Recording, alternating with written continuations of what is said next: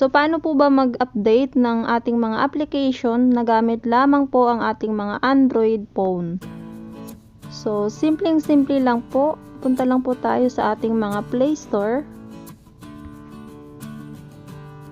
Ayan. And then, click nyo po yung 3 bars na yan.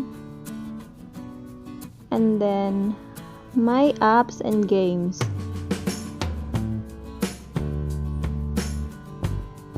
So, hintayin lang po natin kasi naglo-loading. So, ayan po siya. Scroll down lang po natin sa baba.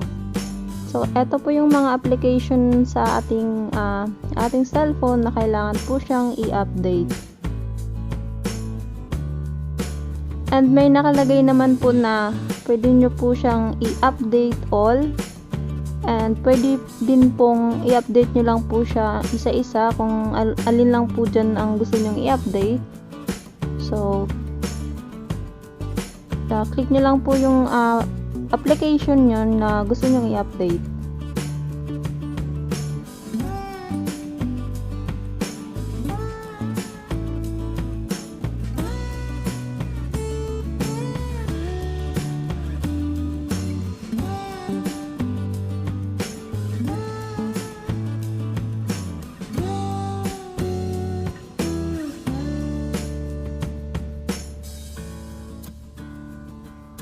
So, ayan, naka-updated na po yun siya guys kasi nawala na po siya dyan.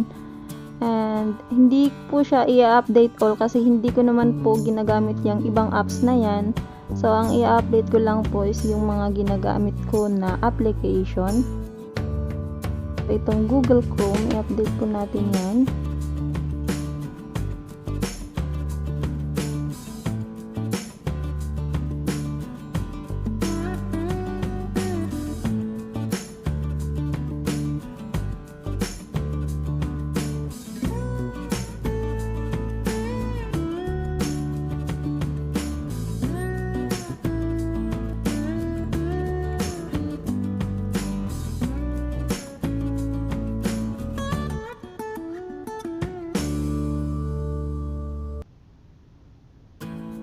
Okay, tapos na po siyang nag-update.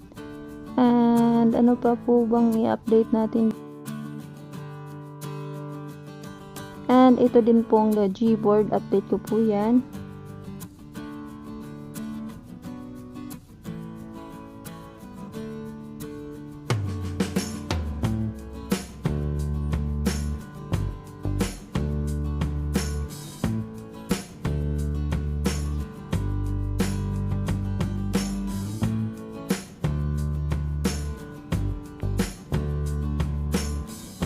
So, ang i-update ko lang po is yung mga ginagamit ko na mga application. So, nakita nyo dyan sa baba, yung recently updated. So, ayan, lumabas po yung Gboard, yung Google Chrome in-update natin kanina, and PixArt.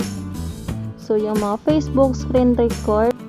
So, naka-updated na po silang lahat. So, ganyan lang po mag-update ng ating mga application gamit ang ating Android phone.